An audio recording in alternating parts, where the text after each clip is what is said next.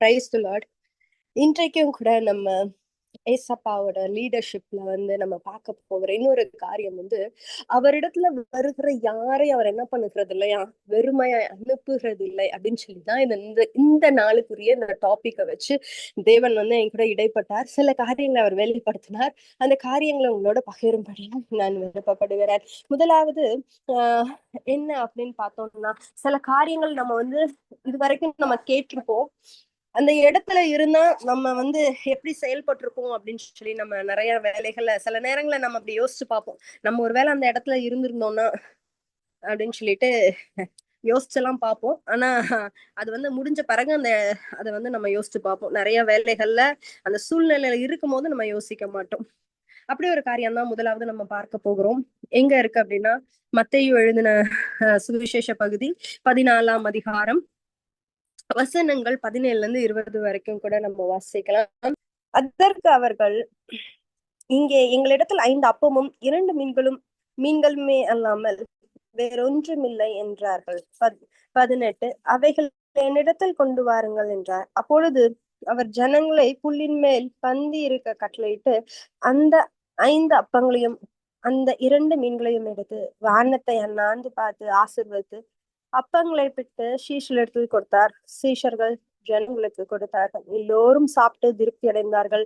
மீதியான துணிகைகளை 12 கூடை நிறைய எடுத்தார்கள். இதற்கு முன்பாக இயேசு கிறிஸ்து சில வார்த்தைகளை சொல்லியிருப்பார். ஆனா நம்ம இது உங்களுக்கு எல்லாருக்கும் தெரிந்த ஒரு விஷயம். நம்ம நிறைய நேரங்கள்ல ஏசப்பா எப்படிப்பட்டவர் என்று நம்ம பார்த்தோம்.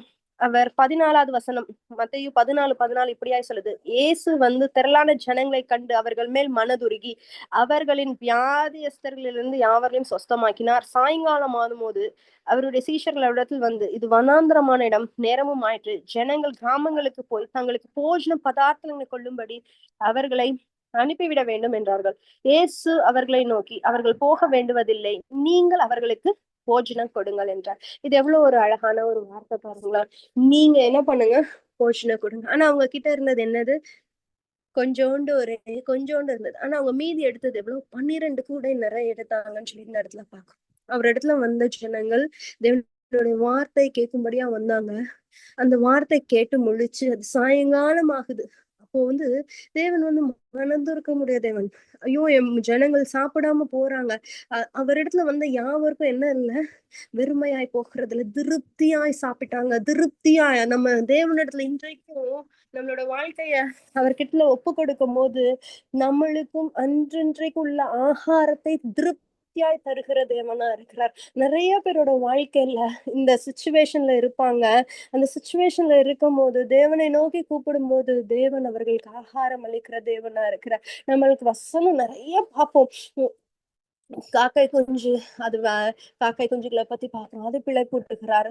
இந்த மாதிரி பட்சிகளுக்கு அது விதைக்கிறோம் இல்லை, நுக்குறதும் இல்லை. அப்ப அவங்களுக்கு என்ன பண்ணுகிறாரு? அவங்க ஏசப்பா சாப்பாடு அளிக்கிறதா இருக்கிறார். அப்போ ஒவ்வொரு சின்ன சின்ன விஷயத்திலயும் தேவன் கண்ணோக்கி பார்க்கிற தேவனா இருக்கிறார். அவரிடத்துல நம்ம அப்பா எனக்கு இன்னைக்கு ஆகாரம் இல்லை கேட்டீங்கன்னா அந்த ஆகாரத்தை அவர் என்ன பண்ணுறார்? கொடுக்கிற தேவனா இருக்கிறார். யாரையும் ஆகாரம் இல்லாம கைவிட விடுகிற தேவனே இல்லை. ஏன்னா நம்ம அவரோட பார்வையில விசேஷித்தவர்களா இருக்கிறோம்.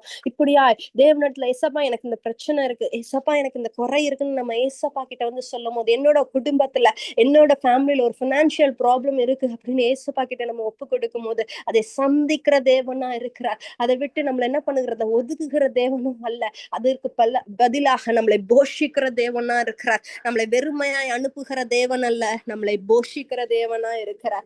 இன்னொரு காரியம் நம்ம பார்க்கலாம். யோவான் எழுதின சுவிசேஷ நூல் அதிகாரம் 4ஆம் அதிகாரம் நீங்க பாத்தீங்க அப்படின்னா, இதை நம்ம வாசிக்க வேண்டாம். நான் வீட்டுல நீங்க ஃப்ரீயா இருக்கும் போது வாசிங்க. யோவான் 4ஆம் அதிகாரத்தை எடுத்து நீங்க வாசிச்சீங்கன்னா அங்க என்ன ஒரு சிச்சுவேஷன் காணப்படுதுன்னா, ஒரு சமாரிய ஸ்திரிய நம்ம பார்க்கலாம்.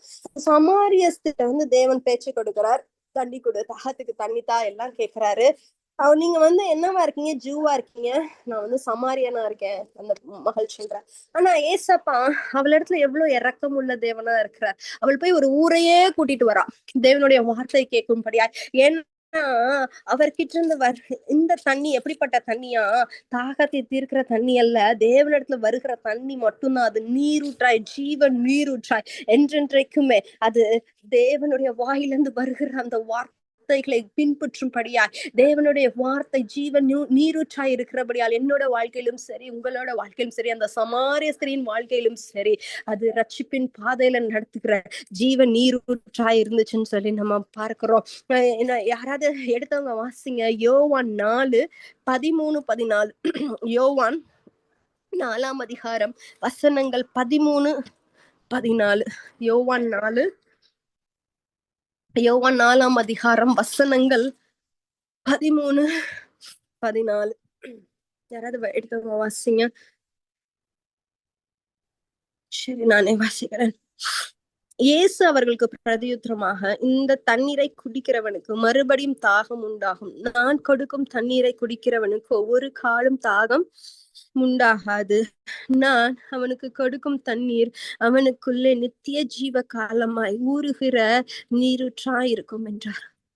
இவ்வளவு ஒரு நல்ல வார்த்தை இந்த வேலையில தேவன் சொல்லுகிறார். இந்த தண்ணி மறுபடியும் தாகம் உண்டாக்கும்.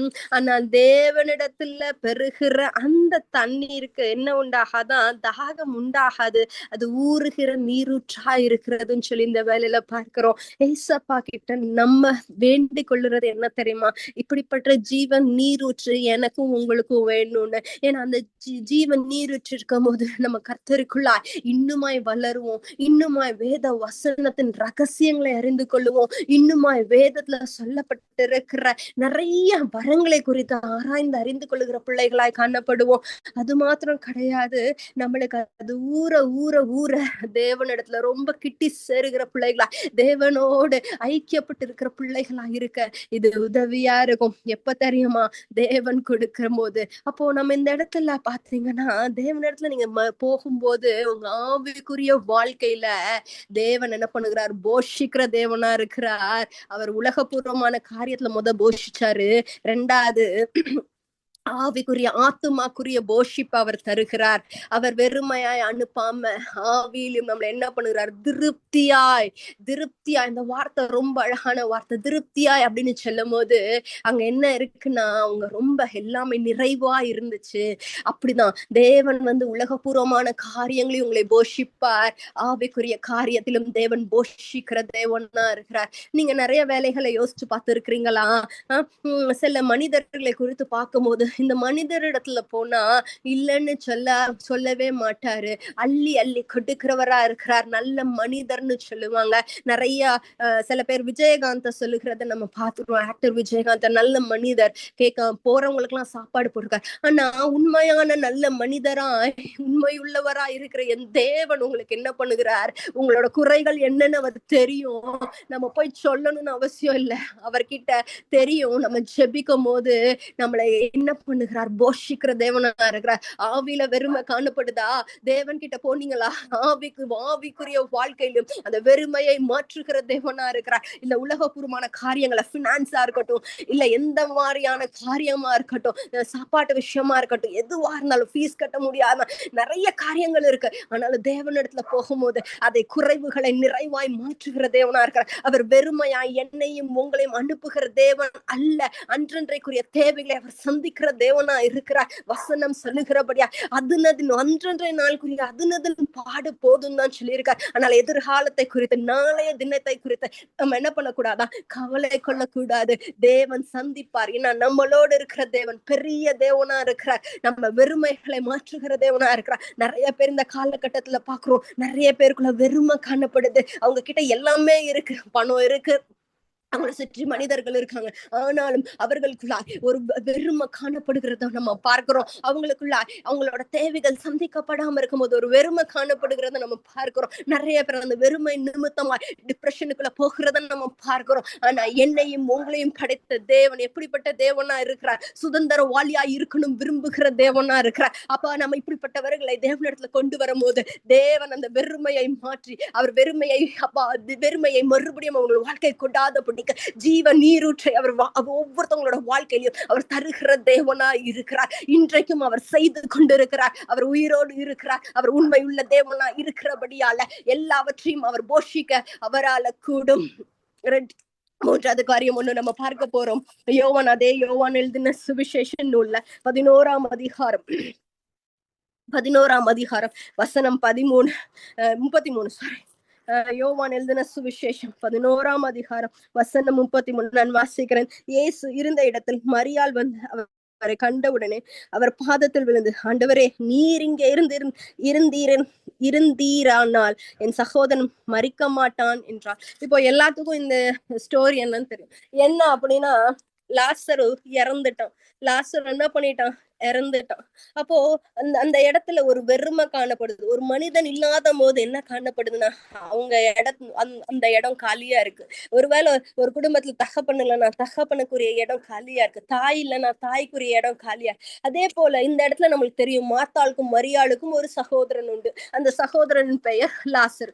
இந்த லாசருவை தான் என்ன பண்ணிட்டான்? இறந்து போயிட்டான். அவங்க என்ன சொல்றாங்க, நீங்க இருந்திருந்தீங்கன்னா என்னோட தம்பி இந்த இடத்துல என்ன பண்ணிருக்க மாட்டான்? மரித்து போயிருக்க மாட்டான் அப்படின்ற ஒரு வார்த்தை சொல்றாங்க. அவருக்கு தெரியாம இருக்குமாறு லாசர் கண்டிப்பா தெரியும். ஆனா அதே அதிகாரம் 11:43 வசனம் எப்படியாய் சொல்லுகிறது, இவைகளை சொன்ன பின்பு லாசருவே வெளியே வா என்று உரத்த சத்தமாய் கூப்பிட்டார். அப்பொழுது மரித்தவன் வெளியே வந்தான். அவன் கால்களும் கைகளும் பிரேத சீலையில் நான் கட்டப்பட்டிருந்தது. அவன் முகமும் சீலையால் சுற்றப்பட்டிருந்தது.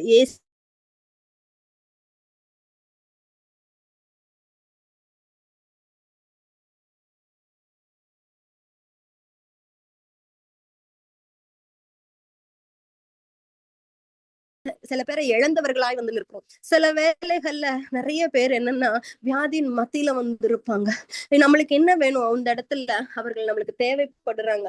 அப்போ இழந்தவர்களுக்கு அந்த இடத்தை நிரப்புகிறவர் தேவனா இருக்கிறவங்க அவங்க வியாதியில் படுக்கையில் இருக்கும் போது, இல்ல ஏதாவது ஒரு போராட்டத்தின் மத்தியில இருக்கும் போது, அவர்களுக்காக நம்ம துணிகரமா நம்ம என்ன பண்ணணுமா? ஜெபிக்கணுமா? ஏசப்பா கிட்ட, ஏசப்பா தைரியம் உள்ள பிள்ளைகளா எனக்கு நீங்க தாங்க. ஏன்னா அவர் சொல்றாரு, கேளுங்கள் கொடுக்கப்படும், தட்டுங்கள் திறக்கப்படும். அவர் இந்த வசனத்தை சொல்லி இருக்காருல்ல. நம்ம நிறைய வேலைகள்ல நிறைய சாட்சிகளை நம்ம கேட்டிருக்கோம். நம்ம மோகன் சி லாசர் ஐயா கூட ஒரு சாட்சியை சொன்னார். குஜராத்ல நடந்த சாட்சின்னு சொல்லி ஒரு வாட்டி மெசேஜ்ல கூட சொல்லி இருக்கிறத நம்ம பார்க்கிறோம். கிஷான் அப்படின்னு ஒரு 10 வயது சிறுவன், அவன் இறந்து போகிறான். ஆனா அவங்க அப்பா வர்றதுக்காக அடுத்த நாள் அவனை வந்து அடக்கம் பண்ணணும்னு சொல்லிட்டு அந்த கிஷான் என்ற பையனை வந்து அவங்க வச்சிருக்காங்க. ஆனா அந்த இரவு இந்த தாயார் உருக்கமாய் தேவனை நோக்கி, தாயார் 2 சகோதரிகள் வந்து தேவனை நோக்கி, எங்களுக்கு கிஷான் வேணும் அப்படின்னு சொல்லி அவங்க ஜெபித்தாங்க. அந்த இரவுல அவங்க விடாம ஜெபித்த ஜெபம் இது மாத்திரம்தான், எங்களுக்கு வேணும். இறந்த மகன் அடுத்த நாள் காலையில உயிரோடு இருந்தது பார்த்தோம். ஒரு சாட்சியா அந்த மகன் இருந்தது நம்ம பார்த்தோம். தேவன் இப்படிப்பட்ட காரியத்தை இன்றைக்கும் செய்து கொண்டிருக்கிற தேவனா இருக்கிறார். அவங்க விடாம கேட்டாங்க, ஏசப்பா நீங்க செய்வீங்க. இந்த வசனம் இல்ல, லாசருவை எழுப்புன தேவன், உயிரோடு இருக்கிற தேவன், எங்களோட கிஷானை எழுப்புங்கன்னு சொல்லி அவங்க ஜெபித்த ஜெபத்தை தேவன் செவிசாய்த்து கேட்டார். இன்றைக்கும் கூட நிறைய பேர் வியாதியின் படுக்கையில இருக்கலாம், வியாதிப்பட்டு இருக்கலாம். ஆனா நம்மளோட ஊக்கமான ஜெபத்தை அவர் விரும்புகிற தேவனா இருக்கிறார். என் பிள்ளை என்கிட்ட உரிமையா கேட்கிறா, என் பையன் என்கிட்ட உரிமையா கேட்கிறான் அப்படின்னு சொல்லிட்டு தேவன் நம்மளுக்கு செவி சாய்க்கிற தேவனா இருக்கிறார். விசுவாசத்தை தான் பாக்குறாரு. அந்த இடத்துல நீங்க யாரு எப்படியெல்லாம் அவர் பார்க்கல. அவர் உங்களோட விசுவாசத்தை மாத்திரம் தான் அந்த இடத்துல விசுவாசமா என் தேவனால கூடும், எல்லாவற்றையும் செய்ய என் தேவனால கூடும் சொல்லி நம்ம விசுவாசத்தோட அறிக்கை செய்யும் போது அந்த வெறுமையா இருக்கணும், நம்ம வெறுமையா இருக்கும்னு நினைச்சிருக்க நம்ம அந்த இடத்துல வெறுமையை காணாதபடிக்கு நிறைவானதை தருகிற தேவனா இருக்கிற எத்தனையோ பேர் சொல்றாங்க, நான் ஜெபிச்சேன், ஊழியர்கள் யாரும் இல்ல, தனக்கு தானே ஜெபித்தும் போது அற்புதம் நடக்குது. அப்போ அவங்களை குறித்ததான ஒரு வெறுமை, எனக்கு இந்த வியாதி இருக்கேன்னு அவங்களுக்குள்ள ஒரு வெறுமை காணப்படுது. நிறைய பேர் பார்த்திருக்கீங்க, வியாதி நிமித்தமா சூசைட் பண்ணி சாகிறத நம்ம பார்க்கிறோம். அப்போ ஒரு யாராலையும் ட்ரீட் பண்ண முடியாத ஒரு வியாதினா அவங்களுக்குள்ள காணப்படுகிறது ஒரு வெறுமை. அந்த வெறுமையை மாற்ற என் தேவனால் கூடும். அதற்காக தான் என் தேவன் சிலுவையை சுமந்தார், எனக்காகவும் உங்களுக்காகவும், இப்படிப்பட்ட வியாதியில இருக்க ஒவ்வொருத்தவங்களுக்காகவும் என் தேவன் சிலுவையை சுமந்து இருக்கிறார்.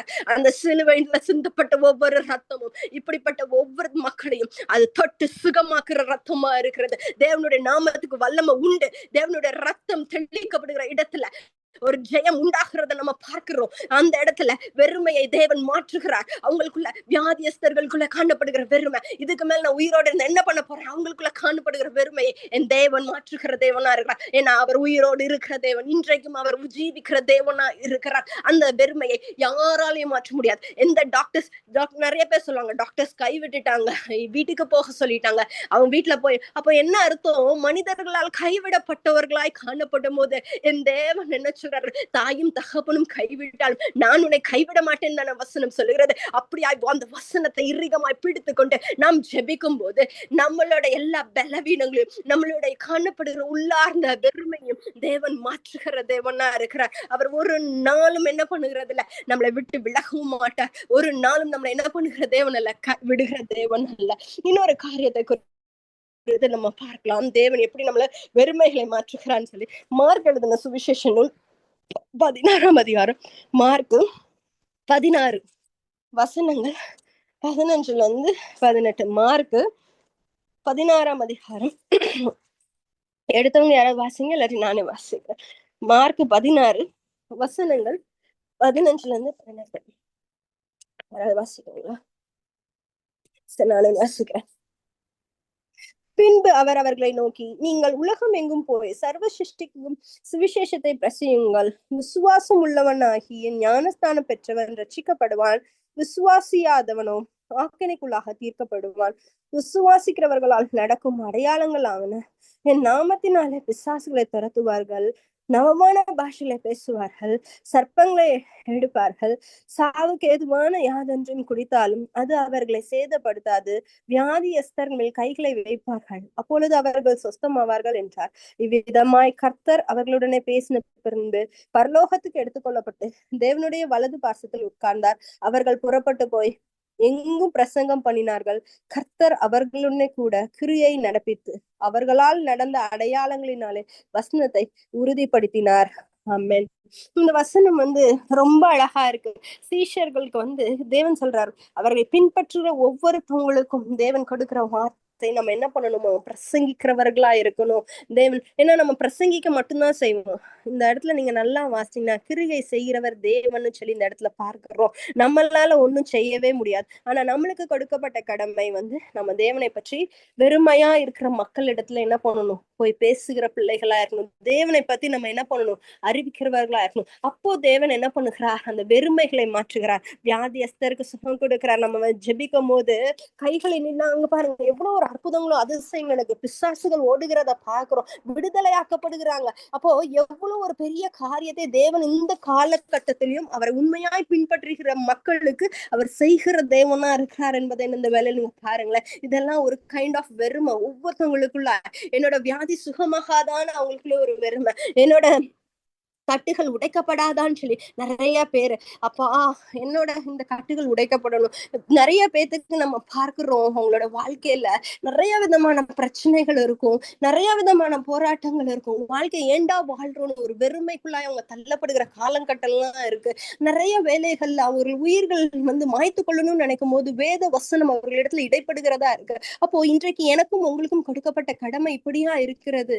என்னன்னா நம்ம என்ன பண்ணணும்னா, தேவனுடைய வார்த்தை மூளை முடுக்கெல்லாம் சென்று தேவனுடைய வார்த்தை பகிர பிள்ளைகளா இருக்க வேண்டும். அப்பனாதான் இந்த தேவன் கொடுத்த கடமையை நம்ம என்ன பண்ண முடியும், முழுமையாய் நிறைவேற்றுகிற பிள்ளைகளா இருக்க முடியும். அவர் இன்னுமாய் செயலாற்ற முடியும். நம்ம ஜெபிக்கும் போதே நல்லா ஆவில நிறைந்து ஜெபிங்க, ஆவில நிறைந்து ஜெபிங்க. நிறைய ஊழியக்காரர்கள் சொல்லி நம்ம ஜெபிக்கிற போது சொல்லுகிறத கேட்டிருக்கோம். ஏன் நம்ம ஆவில நிறைஞ்சு ஜெபிக்கணும்னு யோசிச்சு பார்த்திருக்கீங்களா? ஏன்னா அப்பதான் பரிசுத்த ஆவியானவர் நம்மளோடு சேர்ந்து கூட ஜெபிக்க முடியும்.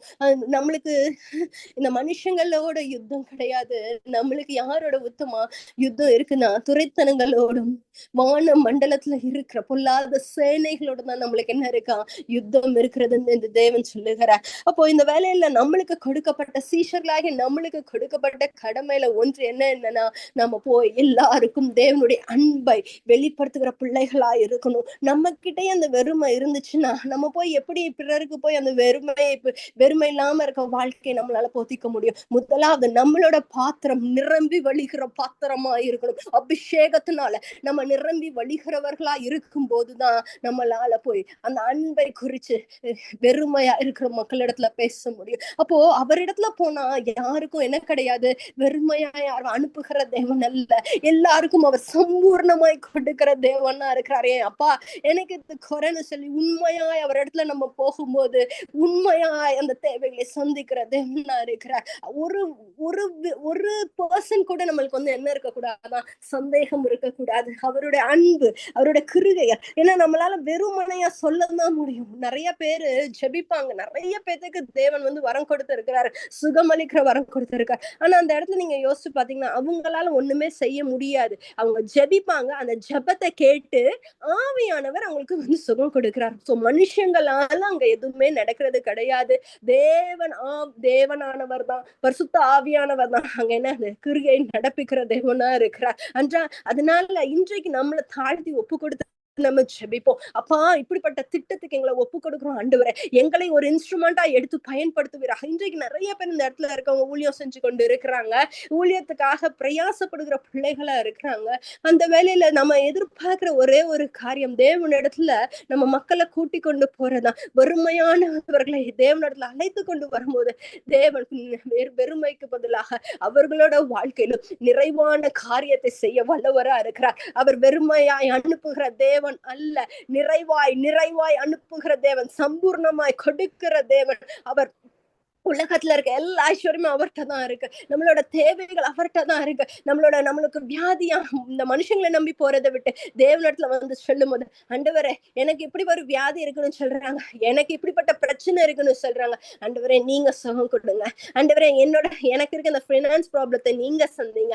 அப்பா எனக்கு இருக்கிற இந்த டென்ஷனை நீங்க எடுத்து போடுங்க, எனக்கு இருக்க ஸ்ட்ரெஸ் நீங்க எடுத்து போடுங்க. ஏசப்பா கிட்ட நீங்க வரும்போது அவர் வெறுமையாய் அனுப்ப மாட்டார். நீ போ, உனக்கு இப்படி உன் வாழ்க்கை இப்படிதான் அப்படின்னு சொல்லி துரத்துகிற தேவன் அல்ல, அதற்கு பதிலாக தன்னோட மந்தையில் சேர்க்கிறவரா இருக்கிறார், கூட்டி சேர்க்கிற தேவனா இருக்கிறார். என்னிடத்துல நீ வந்துட்டியா, உனக்கு இன்னுமே வெறுமை கிடையாது. அவர் சந்தோஷத்தை கொடுக்கிறார், அவர் தெய்வீக சமாதானத்தை கொடுக்கிறார், அவர் போஷிக்கிற தேவனா இருக்கிறார். உலகபூர்வமான காரியத்திலும் அவர் சந்திக்கிற தேவனா இருக்கிறார், ஆவிக்குரிய வாழ்க்கையிலும் அவர் சந்திக்கிறவரா இருக்கிறார். முழுமையாய் நம்மளை சந்தோஷமாய் வாழ வைக்கிற தேவனா இருக்கிறார். வசனம் சொல்லுகிறது போல கர்த்தருக்குள் எப்போதும் சந்தோஷமா இருக்க கற்றுக்கொள்றதுக்கு தேவன் கிருபை தருகிறார்.